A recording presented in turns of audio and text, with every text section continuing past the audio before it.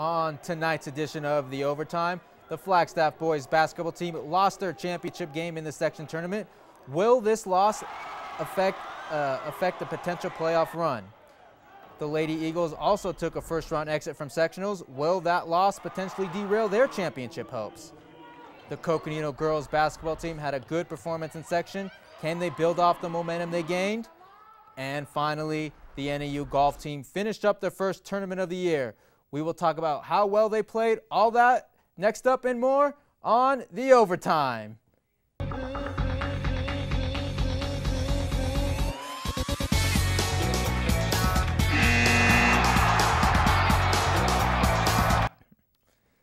Thank you for joining us and welcome to this edition of The Overtime, Northern Arizona's only sports show. I'm your host, Matt Stern.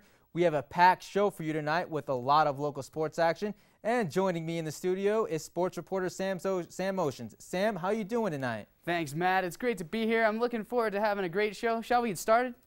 Yeah, Sam, let's kick things off with the Eagles. The Flagstaff boys basketball team cruised through the regular season, but lost the championship game in the section tournament. How will a loss in section affect Flagstaff's playoff run? Matt, the key for the Eagles in the playoffs is going to be to shake off the loss and focus on the thing that has made them good for the past 2 seasons. Chemistry is the root of this team's success.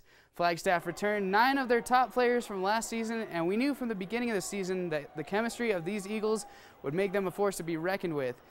In the playoffs, that will remain the same. I expect players Bridger Hershey and Brendan Tiffany to push Flagstaff deep into the playoffs.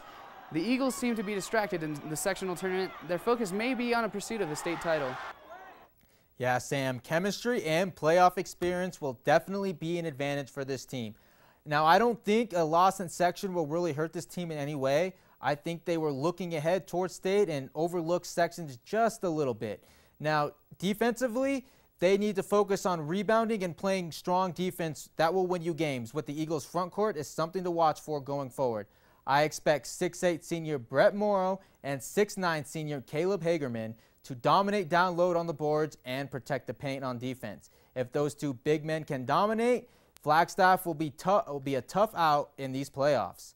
Now, staying at Flagstaff High School, the Lady Eagles are back in the playoffs after coming up short in the quarterfinals in their previous season. Will an early section loss affect the Lady Eagles in state, Sam? The Lady Eagles put up an impressive 14-5 record this season, which in my mind means that one loss won't have a huge effect on this team. That being said, the Lady Eagles need to focus on the task at hand. Flagstaff finished first in their section, which not only secured them a spot in the playoffs, but it also proved that this team is still a threat for the state title. 12 players on this team are upperclassmen, and most of them have playoff experience from last year, and I believe that this is going to help propel the Eagles to another deep playoff run. Yeah, Sam, almost all of the players this team has playoff experience from last year. And those players remember losing in the quarterfinals. Just like the boys team, they were not really focused on section tournament since they had already clinched a playoff berth. They didn't really have anything to play for in sections. This team has gotten a lot better from last year, and they have been waiting for the playoffs ever since they got eliminated last year. I think they are much better this season, and I really like their chances going forward in the playoffs. Now, moving across town to Coconino, the Lady Panthers are back in the playoffs after missing the postseason last year, posting a 20-win season. How does Coconino's performance in the section tournament affect their playoff hopes? The Coconino Panthers are going to be an interesting team to watch as they have been resurgent this season. This team managed to finish third in their section behind Flagstaff and Prescott. They also won 2 games in the sectional tournament, which continues the newfound success for these Panthers. Thanks to the new players, the dynamic and skill of this team has improved. Coconino has a very good chance at making a bang in the playoffs. Thanks to their veteran players, experience, and the talent of the new players, the Lady Panthers are my pick as a sleeper team heading into the state tournament. Yeah, Sam, I totally agree with you. This team has improved a lot from last season. They could be a dark horse to go far in these playoffs. Now, they had a very good performance in section tournament, winning their first 2 games, which included a very good win against the second-place Prescott Badgers. A good performance like that in sections can propel this team going forward. Now, moving over to the golf course, the NAU golf team won their first season tournament over the weekend. What does this team need to do moving forward to continue to be successful this year, Sam? Matt, the Lady Jacks deserve a pat on the back as they won their season opener by 8 strokes.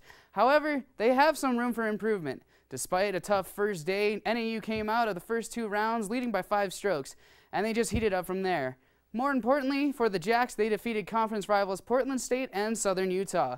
I expect more success out of the Jacks' current lineup. One thing NAU can improve on is being less aggressive and playing smarter, and improving keeping the ball down in windy conditions. If the Jacks can make these adjustments, they will dominate the Big Sky Conference. Yeah, Sam, the Lady Jacks looked very impressive in their first tournament. Freshman sensation Sophia Anokina led the charge for the Jacks as she finished second with a 7 over par, including a stellar final round, shooting a 69 3 under par. Playing on the same course where the Big Sky Conference Championships will be held in April gives them a distinct advantage, having already had a chance to deal with the challenging conditions this course prevents. Now, coming up after the break, our sports reporter Anthony Caruso went out to J. Lively Center to catch up with Coach Nick Janosko from the Flagstaff Avalanche. Stay tuned. Welcome back to the Overtime. This week, sports reporter Anthony Caruso sat down with Avalanche hockey coach Nick Janosko to discuss their program. Check it out. Coming off a state championship last season, the Flagstaff Avalanche were looking to repeat as champs, but ultimately came up short. We caught up with Coach Nick Janosko to get his take for preparing for next season. No one likes losing. None of us especially like losing as hockey players or as Flagstaff to people down in the valley. We take it one step at a time. First you got off season, and then you just got to keep working your way up. Win off season, win the regular season, win postseason, and hopefully when all things come together, that leads to a state or to a national berth. For us, it's just going to bring that hunger and that motivation to step up your game to the next level, to work harder, to come back and repeat and go back to states. Coach also discussed what the coaching staff plans to do to improve the team for next season. He also mentions, unlike other teams in the state, the Avalanche do not rely on 1 or 2 single players. On our side, we're looking to do, I think, some more film, some more after-game studies here. Try to prepare these guys, even just take that to the next level. Some more off-ice conditioning, take that to the next level, make that a big priority so we can compete not only here in Arizona, but hopefully when we go to nationals again, is to compete against the top-ranked teams around the country. You can see a lot of teams are more focused where they have 2 or 3 top players, and those guys are playing every other shift or so. With us, we can roll 3 lines of offense, 3 lines of defense. We've got, this past year we just had 2 great goalies who were, tops in the league there for a lot of the stats. Next man up is how we play. We don't have one player who's going to always be our top player. We play as a team. So it takes cohesion from top to bottom from all our teams to keep going. It's just going to be up to those next guys to understand what their roles are and to keep on going, keep playing the Flagstaff Avalanche hockey way, just speed and skill. Anthony Caruso, The Overtime. Thanks to Coach Janosko and Anthony for that interview, and best of luck next season. Now, they really had a tough loss in the state's semifinals against Desert Vista, and even though they felt a little disappointed in that finish, they still have a very good season, finishing with 10 wins, 4 losses, and 3 ties. That's pretty impressive if you ask me. Yeah, Matt, I could agree more. The Avalanche were very impressive this season. Riley Weiss led this team with 27 points. And even though they're losing their captains and their starting goalie, I look for them to continue their success. And I also look for returning goalie Cutter Barnes to show success. He showed very good numbers this season, and he had a .862 save percentage. Yeah, he had a very good year, and I expect him to do very well between the pipes next season. Anyways, moving on. Ashley, you have our weekend sports. You have our weekend previews for this weekend. What's going on? Yes, Matt, this weekend looks packed, and I'll tell you more after the break. Stay with us. Welcome back to the Overtime. We have a big weekend in Flagstaff sports, so let's get to it. Starting off on the hardwood, NAU men's basketball is going against Weber State this Saturday at 4 p.m. after losing to them 76-66.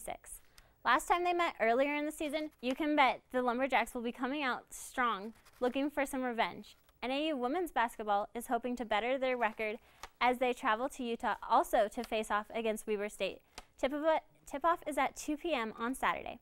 Look for center Alyssa Rader, who is leading the team in scoring this season. Now moving away from basketball and onto the tennis courts, NAU men's tennis is away Saturday at UC Riverside, but will be taking on Western New Mexico University Sunday at home in NAU's brand new aquatic and tennis complex. Both matches this weekend start at 1 p.m. You can check out nauathletics.com for live stats, scoring, and all the final results. Well, that's all we got this week, so be sure to come and check out your local sports. Thanks, Ashley. Thanks for that. Anyways, we'll see you next time.